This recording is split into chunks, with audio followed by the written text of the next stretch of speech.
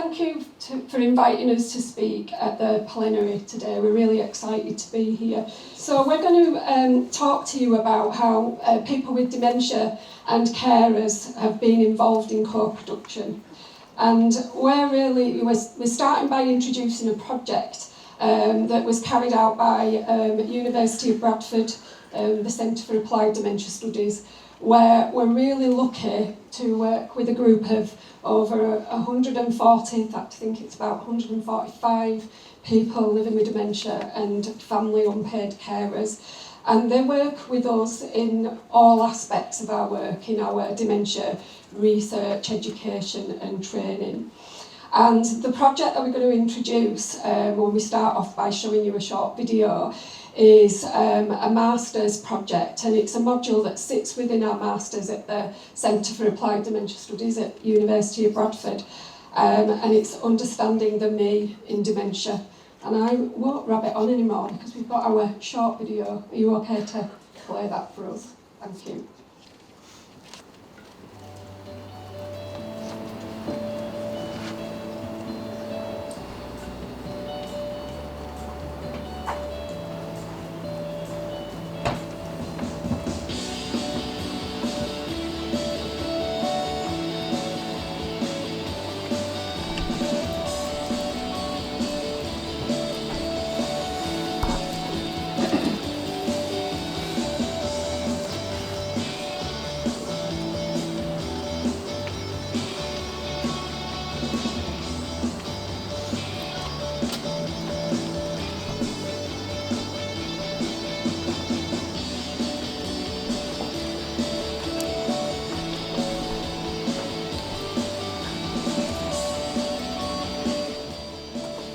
I am still me, even though I have a diagnosis, and let me be me.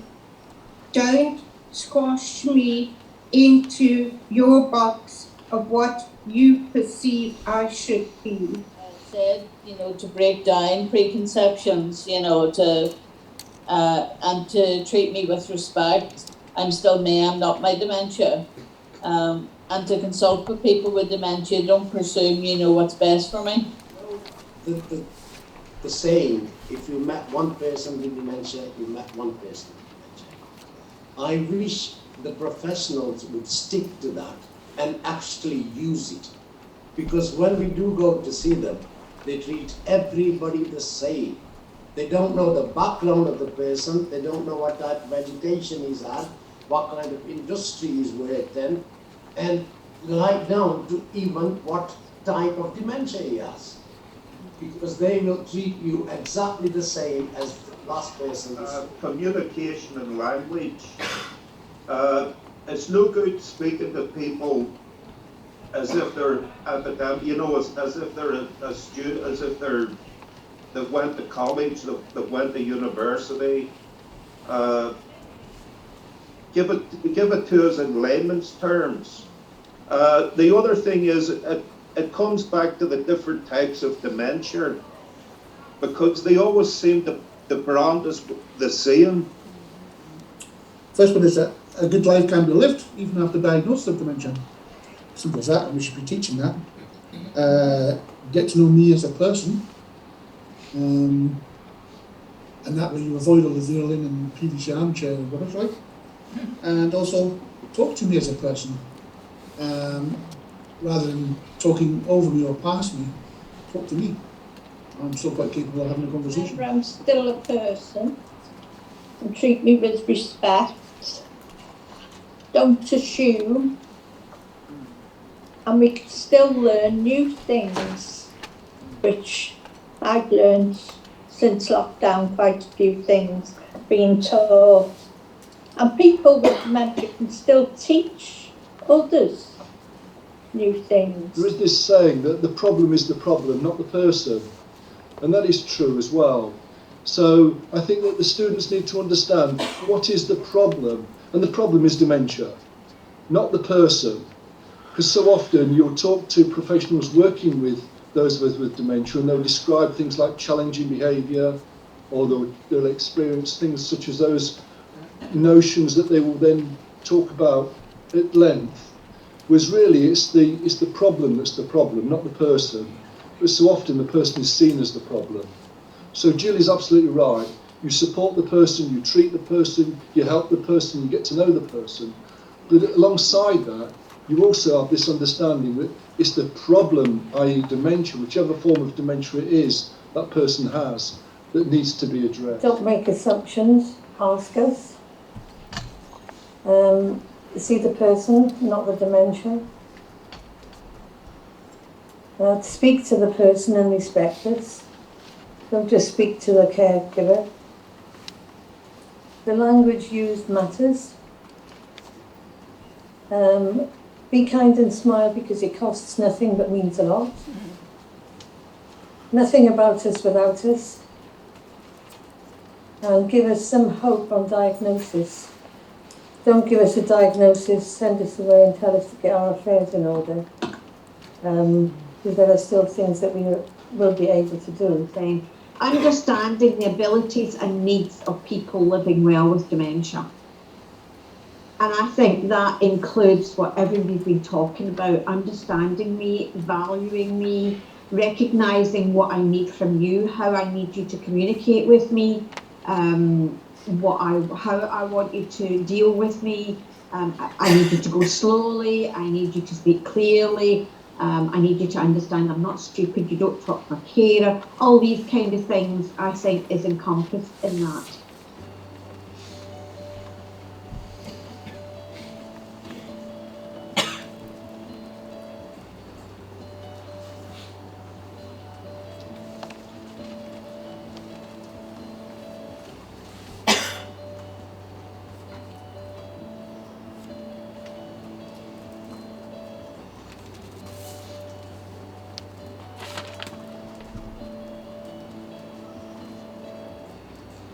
It was actually us. You could say we were actually running the thing because it was us what was picking the topics. It was us what was picking the subjects. And the best way to do it, because some people has an issue if there's too many online. So we were actually breaking up in the rooms, breakout rooms, having discussions and then coming back into the main room.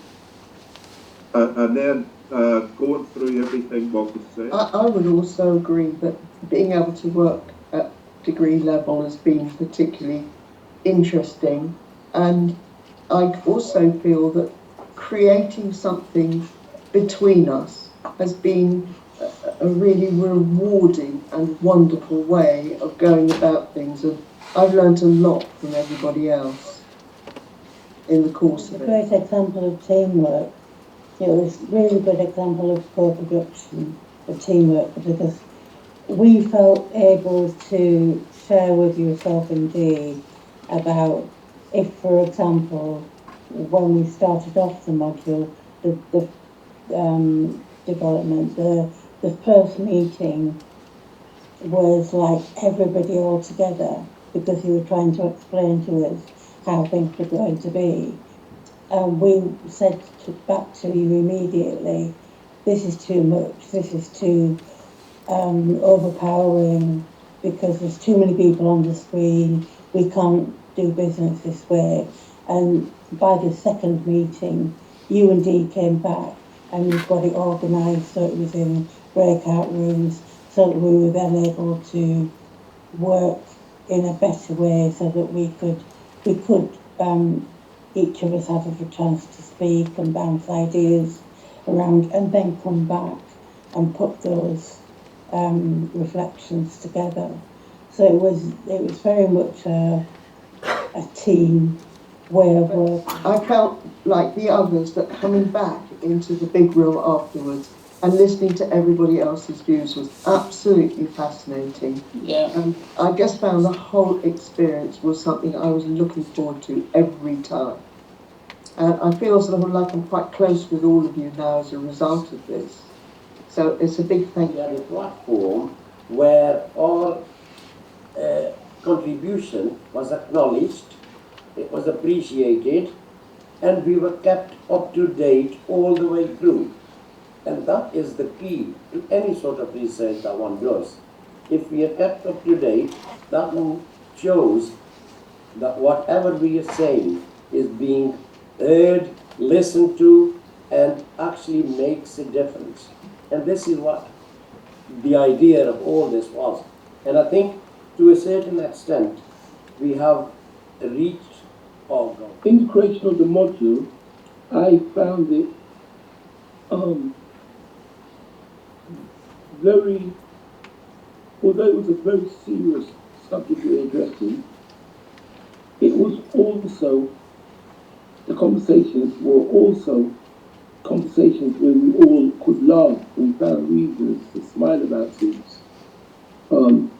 And despite the sad aspects of the situation, it also highlights the beautiful experiences and aspects of the situation,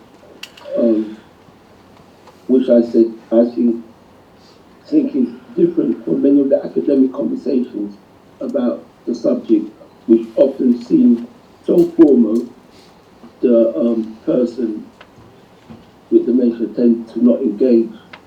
You know, formality can be kind of off-putting to people opening up, and this group enabled us to open up through the enjoyment of moments of laughter,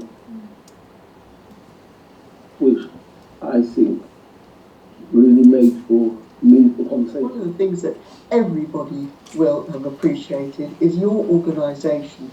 The fact that you send us a reminder on the day, the fact that the Zoom link is right there, there's no faffing around, you make it completely dementia friendly for us, and that has just been a huge part of making it a wonderful experience. Every aspect of this program, the breakout rooms and just the general gathering, has just been beautiful and just beautiful.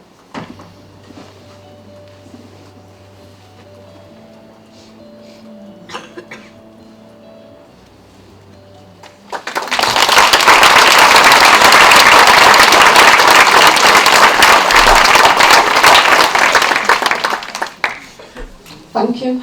I feel a bit emotional after watching that. So we didn't always get it right.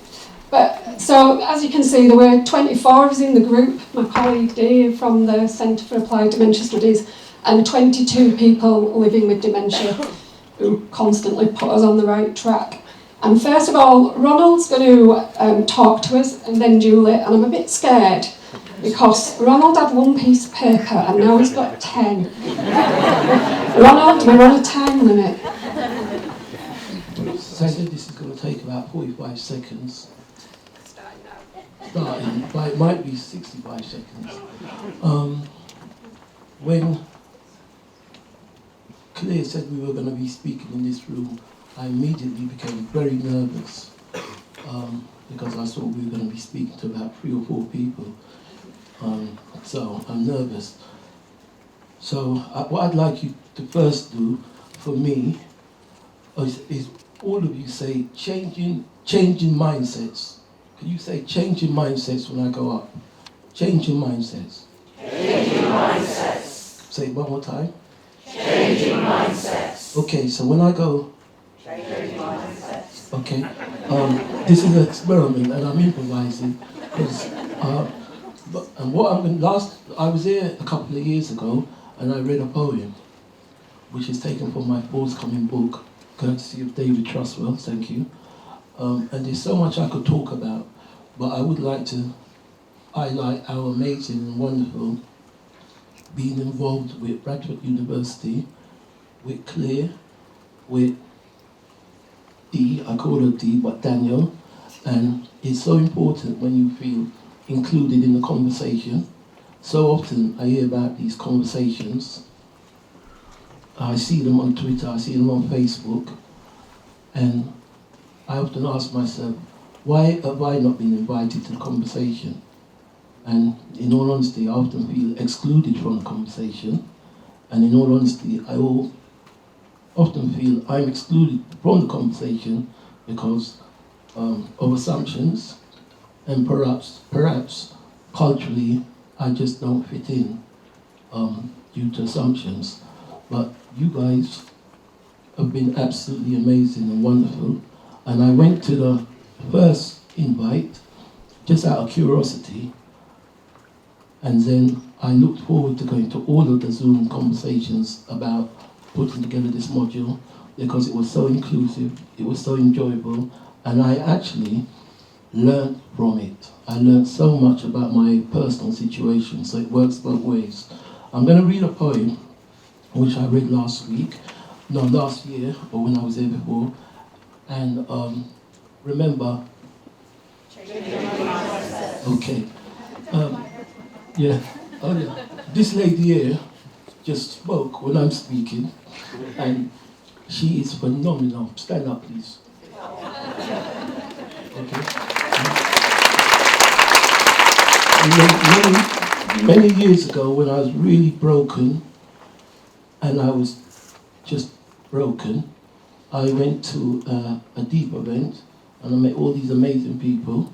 I went there reluctantly, and I'm so glad I went there, and all of the people I met subsequently became my friends, became such a beautiful part of my life, and she is just one of the people. Yeah, so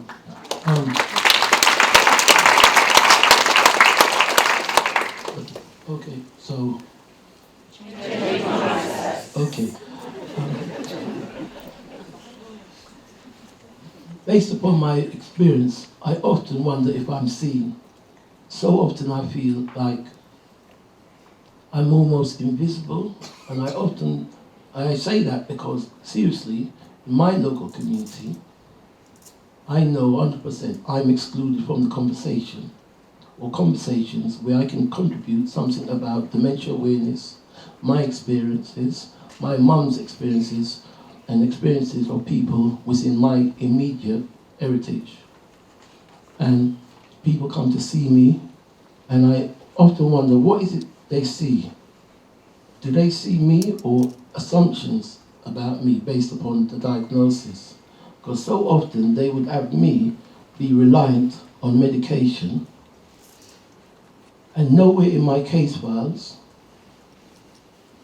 is there ever any conversation about this man still has aspirations, this man still wants to live with purpose. And that's why I wrote this poem. You come to see me, but you don't see me. We have a conversation, but you still don't hear me. And I've been thinking, if you don't hear me, how are you going to know what I'm thinking? Your eyes fixed on me. Sometimes you smile.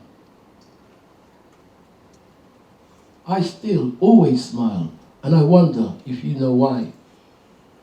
But if you don't hear me when I'm speaking, how are you going to know what I'm thinking? And if you can't hear me when I'm calling, how are you going to know if I'm falling? And though I no longer dance beneath quiet skies, nor run across open fields, I wonder if you'd believe the mountains I still climb. Thank you.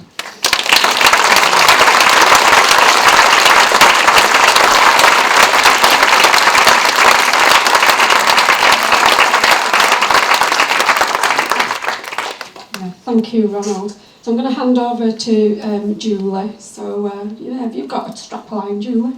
I feel very proud to have been part of this project. The first module of its kind in the UK to be entirely written, designed and partly taught by people living with dementia. I, along with many, started my dementia journey feeling on the rubbish tip of life. I certainly never thought I'd find myself in the university again.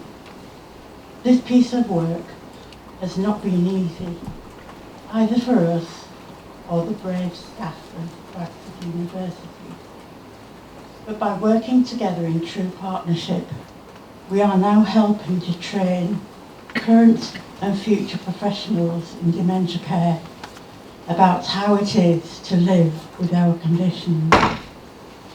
It is only by the weaving together of learned and lived experience that true quality care can be achieved. The very epitome of walk a mile in our shoes. Working on this module with Bradford University has been truly life-affirming.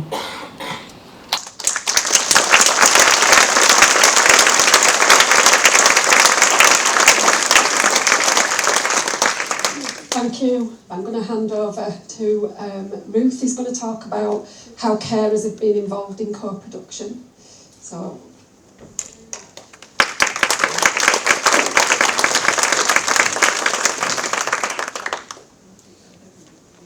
Okay, so I'm Ruth Ely. I am the chair of Together in Dementia Every Day, and previously, listening to Tim and other people who've spoken already, I'm thinking, what have we learnt over the last 20 years? I used to be the National Programme Lead for Old People Dementia in the Department of Health in England, and I was involved in the development of, yes, the National Dementia Strategy. Remember that? Heady days? And I led the team that was there to support its implementation. And as part of that implementation, we produced specific guidance on intermediate care for people with dementia. And here we are again, doing it all again. And maybe we've learnt something, I don't know. Anyway, I won't get on a rant, but that's me, and I feel very privileged to be here on behalf of Tide and alongside one of our carers, and you're going to hear from another one shortly. Still no technician, I'll keep going. You're going to see a short video prepared by one of our carers who lives up in Scotland, and it was a bit of a challenge to get her down here to be here face to face. So you're going to hear from Debbie, and then Danny and I are going to have a chat about her experience of co-production. Hello everyone, my name's Debbie, and I've been asked to speak to you today about co-production from a carer's perspective. If there was a title for what I was going to say today, it would be People Need People. So I live in Ayrshire, which is on the west coast of Scotland, and for the last 6 or 7 years Mum and Dad lived with me until earlier this year. Dad had Alzheimer's. We lost him at 91 in February.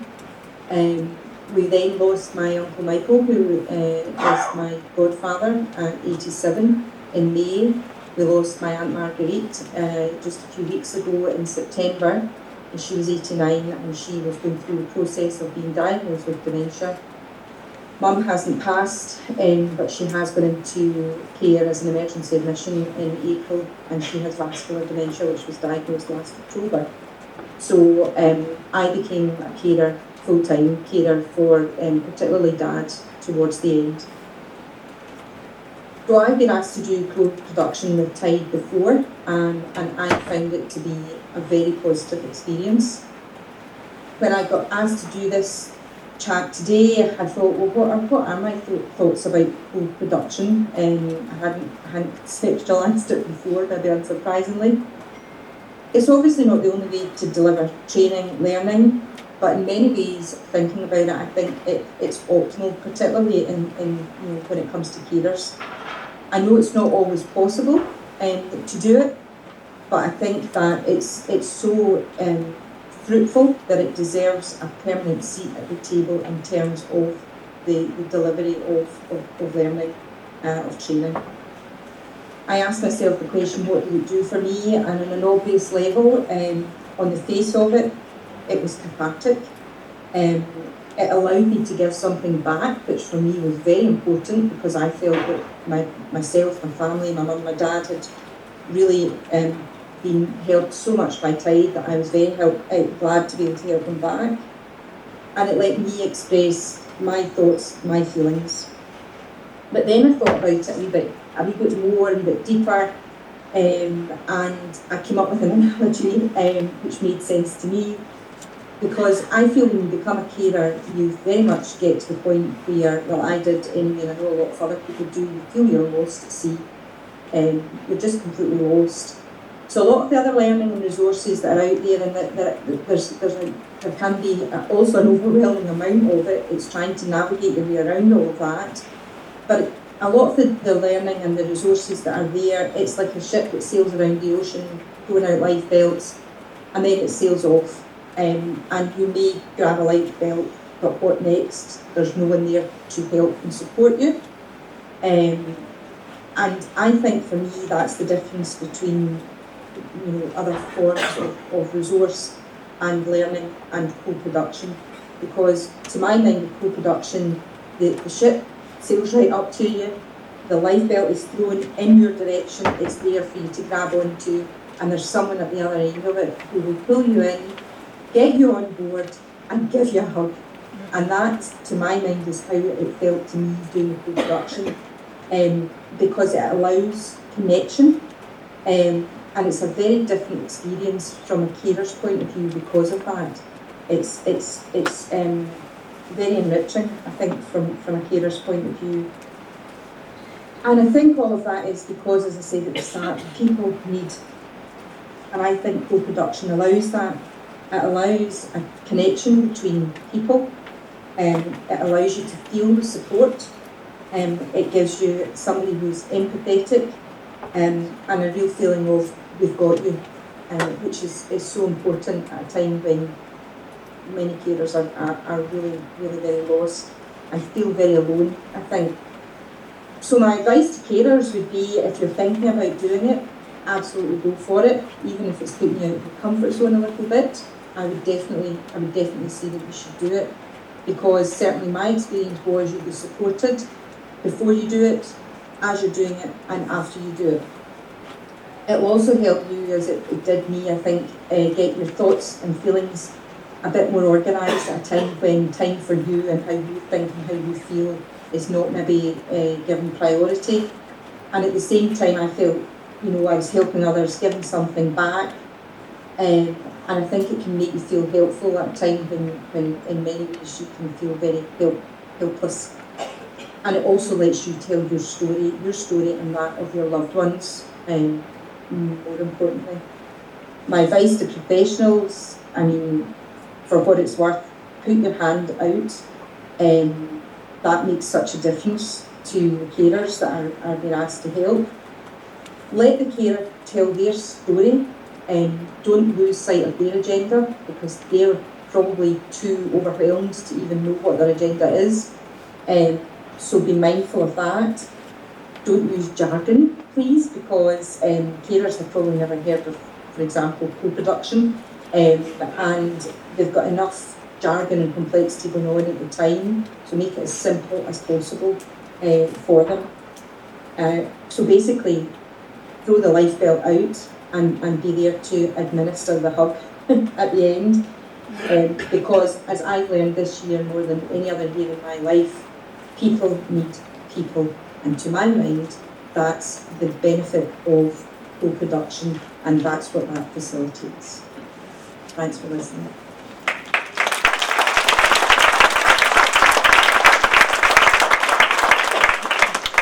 For those of you who don't know, Together in Dementia Every Day, we're a charity and we run an involvement network for current and former carers of people with dementia. And fairly uniquely, we think, we invest in carers through our Carers Development Programme. So we help carers enhance their skills, because they've got skills that they perhaps don't realise they've got because they're so absorbed in being a carer. We help them enhance and polish up those skills, but we also give them some new knowledge and increase their confidence, because they want to be able to speak up and try and influence change for the better. And we are passionate about involving carers as equal partners, hence the title. And that underpins our approach to co-production. So we involve carers in developing and delivering our Carers Development Programme, as well as in our training for professionals. So you've heard about me, that's Debbie. This is Danny. She'll introduce herself in a minute. And I'm just going to give you a little bit of feedback from those carers who've taken part in our Carers Development Programme. So listening to other stories, I found them comforting. Guest speakers were amazing, reassuring to know I wasn't the only one feeling the way I do, because carers can often feel incredibly isolated. They feel guilty for the feelings that they're feeling and having to deal with the things that they have to deal with. So knowing and being connected with other carers is really important. And it made me feel so much better about how I'm feeling. We got the benefit of being able to have a week with people that understood. So again, important principle, a safe space where people can share things and know that they will be understood. And then finally, that the event, this particular module, had really helped this person understand a bit more about dementia, what to expect in the future, lots of practical advice and tips. Okay, so Debbie made the link in her video with training for professionals and gave a few messages there. So I'm now going to have a conversation with Danny about her experience of taking part in co-production for Tide. So Danny, can you tell us a little bit about yourself and how you got involved in this and why? Okay, so my name's Danielle, but I've been Danny for years, and that's my mum there with my two sisters, and I'm on the left before I embraced my grey during COVID. I look back and I think, God, I used to have red hair.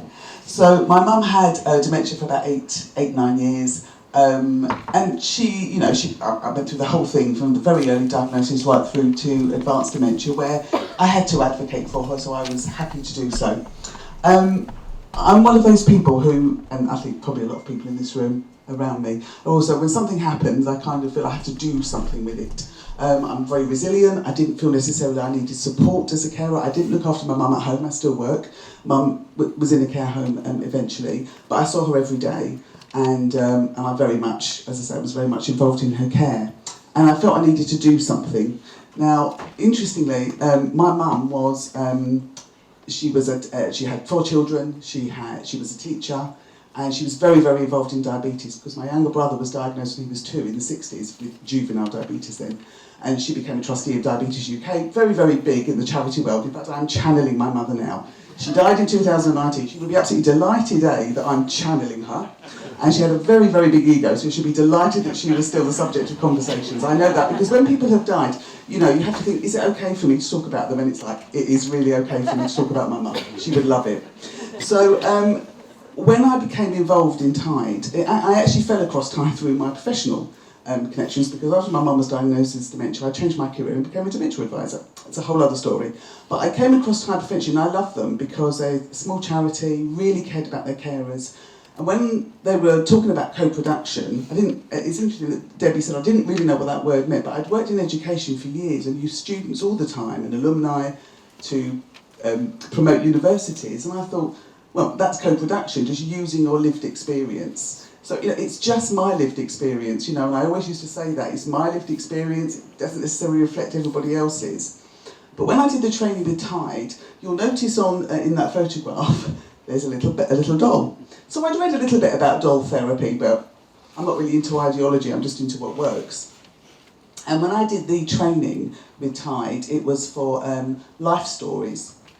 And again, I knew what a life story was, but I didn't sort of understand it was a thing. It was just, to me, it's obvious that you need to know the person to be able to give them the best care possible. And when I did the training with Tide, which, by the way, was an incredibly positive experience in terms of their support of their carers. As I say, I come from a professional background. I've done training before, but still, it was fantastic. And not everybody has that background, and they were so supportive and so kind and so appreciative, but also from a very practical level as well, really helped with putting the slides together, helped with all the sort of the mechanics of it as well. Really, really positive experience. But in the training we did with professionals, I just wanted to get across to professional people who I have tremendous respect for, that, life story is so important.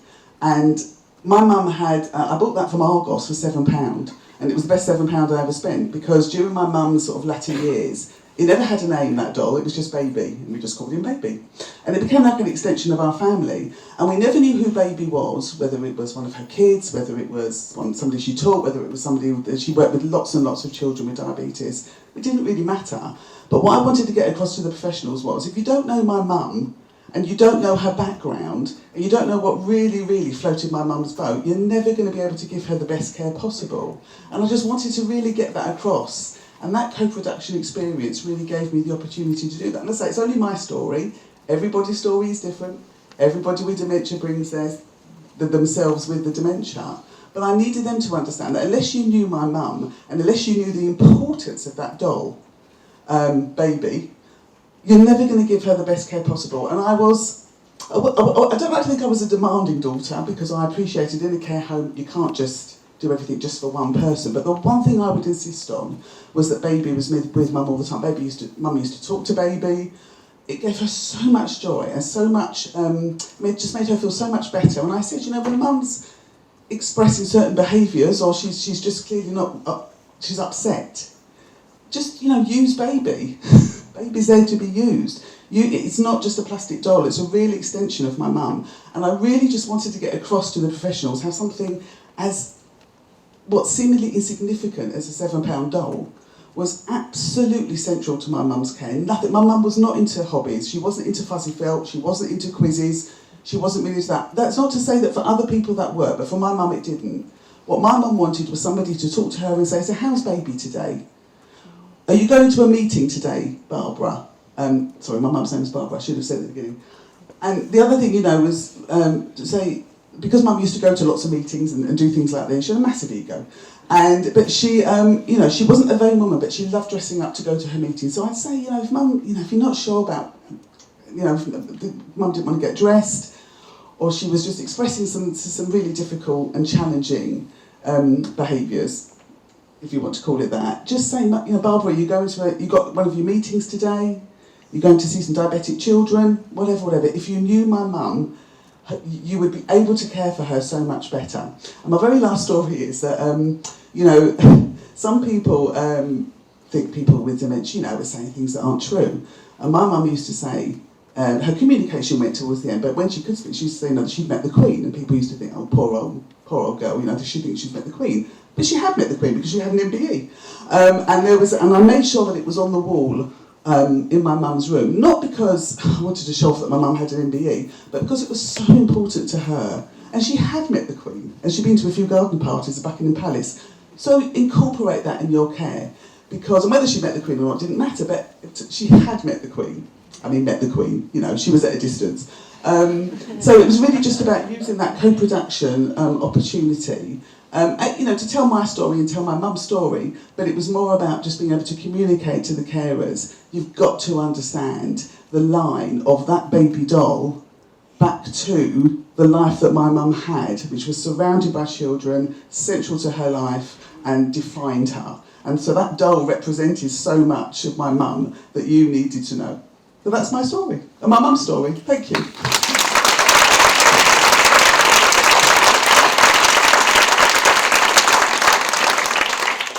Okay, I suppose the next question for me then is, how do you know it had any impact? What sort of? I forgot there were more questions, sorry. I'll be short with these ones. How do I know it had an impact?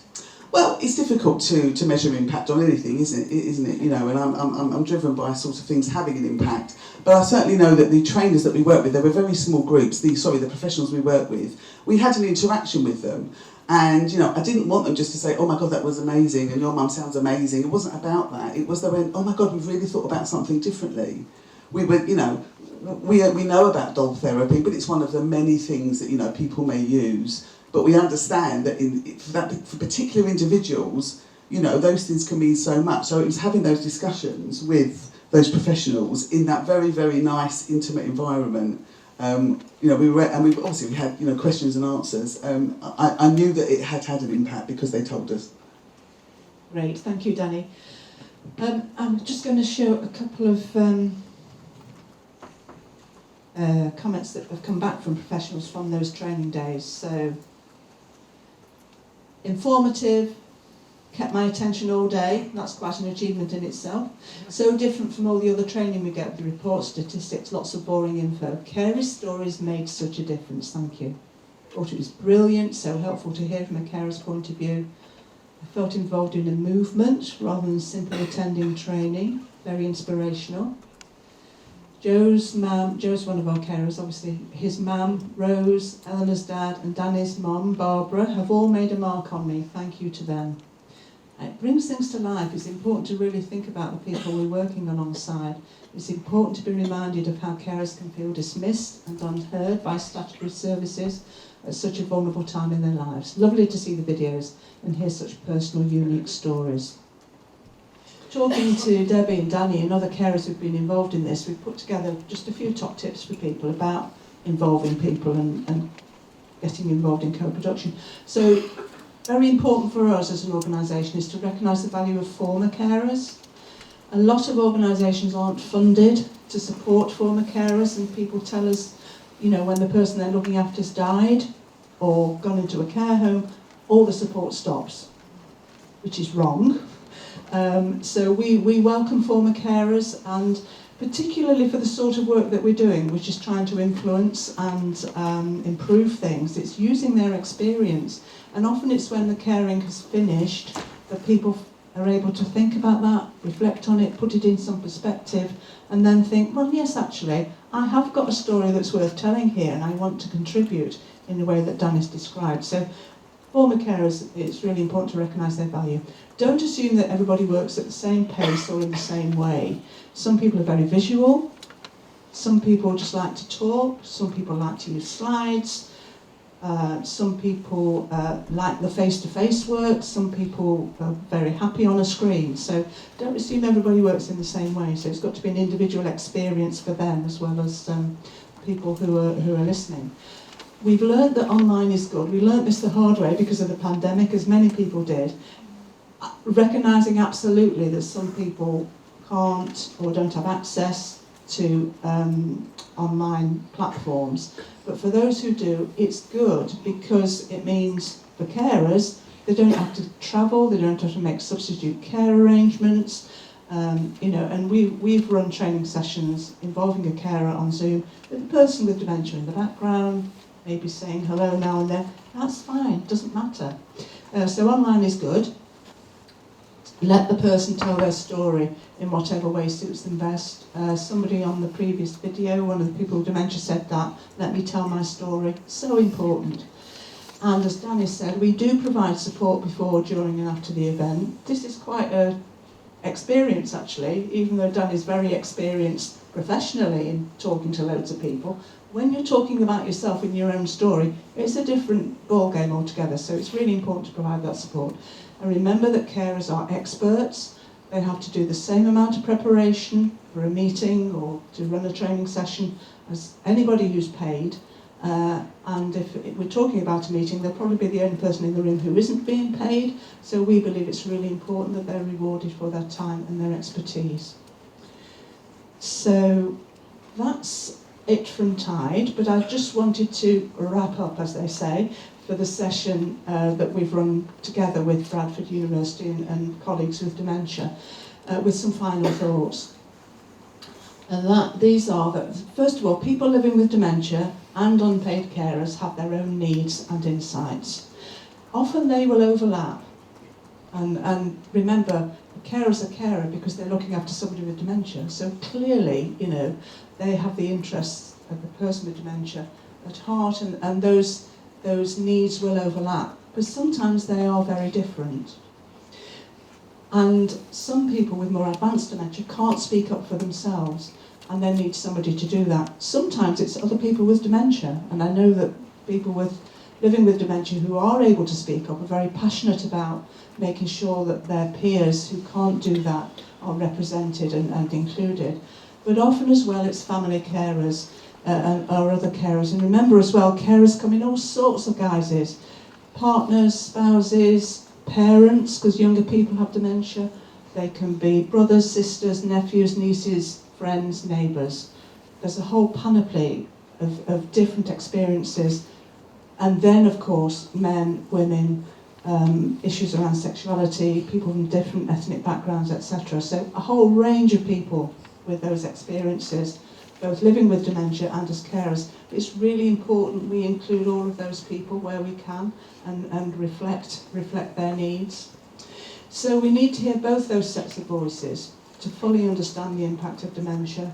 One without the other doesn't work. It's the two together that really give that full picture, as we've heard this morning. And together those voices are stronger. And I'll echo what Tim said earlier. You know, big national policy, great, we've got major condition strategy. Yawn. Dementia is not going to get its voice heard there. We have to do what we can do in our communities and locally and with our families and our friends. That's what's most important. That's what's going to bring about change. Thank you.